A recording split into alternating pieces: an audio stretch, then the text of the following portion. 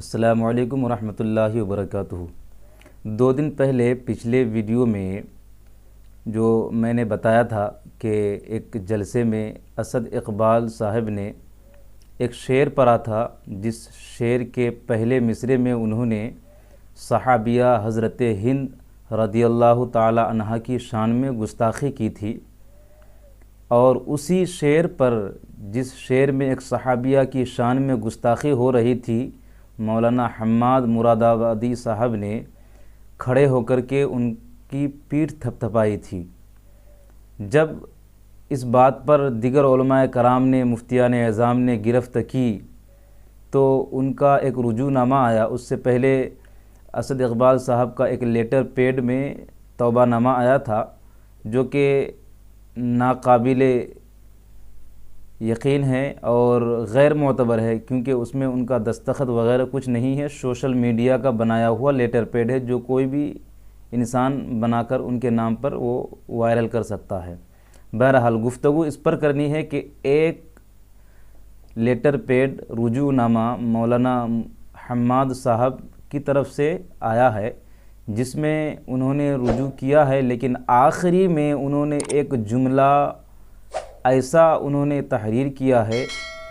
جو جملہ تمام گرفت کرنے والوں اور اصلاح کرنے والوں کے دل پر لگا ہے، اور انہوں نے بہت ہی نازیبا انداز میں اور دھمکی بھرے انداز میں انہوں نے وہ جملہ تحریر کیا ہے۔ وہ لیٹر پیڈ اور توبہ نامہ رجوع نامہ میں انہوں نے کیا لکھا ہے، آپ یہاں پڑھ بھی سکتے ہیں، اور میں آپ کو ایک طرف سے پڑھ کر سنا بھی رہا ہوں، سنیے۔ وہ لکھتے ہیں: دوستان محترم، عزیزان گرامی، السلام علیکم ورحمۃ اللہ وبرکاتہ۔ رحمۃ اللہ میں اس میں جلالت چھوڑ دیا ہے۔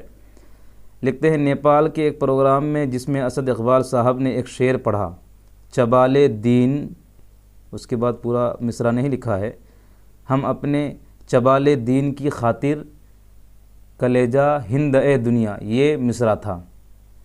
ہم اپنے صاف دل میں جوش حمزہ لے کے بیٹھے ہیں، حمزہ بھی چھوٹی ہاء سے ہے جبکہ وہاں بڑی ہاء سے ہونا چاہیے، حضرت امیر حمزہ، کتابت کی غلطی ہو سکتی ہے،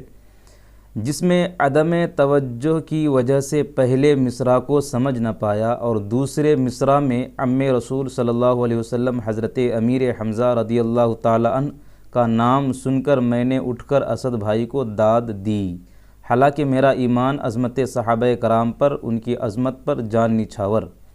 اس شعر کے پہلے مصرعے پر میری توجہ نہیں تھی، بعد میں احباب اور کچھ کرم فرما احباب کی وجہ سے ادھر دھیان گیا۔ یہ شعر قابل گرفت ہے، مجھ سے عمدن یا سہون یہ کوتاہی ہوئی ہے، میں اس سے توبہ رجوع کرتا ہوں، اللہ رب العزت قبول فرمائے، آمین ثم آمین یا رب العالمین۔ اس کے بعد انہوں نے کیا لکھا ہے، اس سے پہلے آپ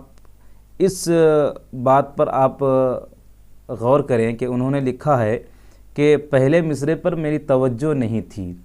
جبکہ اس مصرع کو انہوں نے اس جلسے میں اسد اقبال صاحب نے 4 مرتبہ پڑھا ہے۔ آپ اس کلپ کو سنیے گا، ڈسکرپشن میں جو ہے لنک دے دوں گا، سنیے گا، اور سوشل میڈیا کے دوسرے چینلوں پر بھی وہ موجود ہے، آپ سن لیجئے گا۔ 4 مرتبہ اس مصرع کو پڑھا ہے، اور دوسرے مصرع کو ایک ہی مرتبہ پڑھا، انہوں نے کھڑے ہو کر کے داد دینا شروع کر دیا۔ اس کے بعد پھر نعرے وغیرہ لگے، اور سبحان اللہ ماشاء اللہ کی صدائے بلند ہونے کے بعد پھر انہوں نے 2 مرتبہ کم سے کم اس شعر کو پھر پڑھا۔ میں کہنا چاہتا ہوں، کیا اس ایک شعر کو 4 مرتبہ پہلے پڑھا، پھر مان لیتے ہیں کہ عدم توجہ کی وجہ سے آپ سمجھ نہیں پائے، پھر جب آپ کے پیٹھ تھپتھپانے اور شاباشی دینے کے بعد بھی انہوں نے 2 مرتبہ جب پڑھا تب بھی آپ نے توجہ نہیں دی، پھر یہ وہی بات ہو گئی کہ آپ وہاں پر بیٹھے ہوئے ہیں اور سبحان اللہ کہہ رہے ہیں بغیر سمجھے۔ یہ تو عوام کا حال ہونا چاہیے کہ عوام بغیر سمجھے سبحان اللہ کہتی ہے، تو آپ تو ایک اسٹیج کی دنیا کے مفتی ہیں، تو آپ کو تو توجہ دینا ضرور چاہیے تھا۔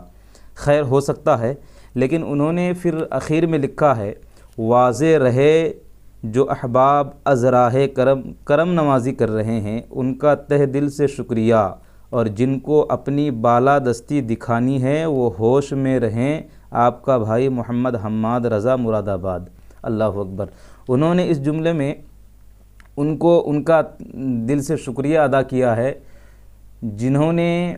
اس گستاخی کے باوجود بھی ان کی سختی سے گرفت نہیں کی، اور جن لوگوں نے سختی کے ساتھ گرفت کیا ہے انہوں نے دھمکی یہ دی ہے کہ وہ ہوش میں رہیں۔ بھائی اس کا یہ بھی مطلب ہو سکتا ہے کہ ہوش میں رہیے آپ، ورنہ پھر کسی دوسرے پروگرام میں آپ کو سنیت سے خارج کر دیں گے۔ یہی تو ہو رہا ہے جلسوں میں۔ ہم اپنے باپ داداؤں کی گستاخی برداشت نہیں کر سکتے ہیں۔ ہمارے ماں باپ کو کوئی اگر گالی گلوچ کرے، کوئی گستاخی کرے تو ہم جو ہے برداشت نہیں کر پاتے ہیں، تو ایک صحابیہ کی شان میں اگر کوئی گستاخی کر رہا ہے تو ہم برداشت کیسے کر سکتے ہیں؟ تو اگر کوئی بھی علماء کرام، دیگر علماء کرام نے سختی کے ساتھ اگر گرفت کی ہے تو آپ اس طرح کے جملے تحریری طور پر رجوع نامہ میں جو ہے استعمال کر رہے ہیں۔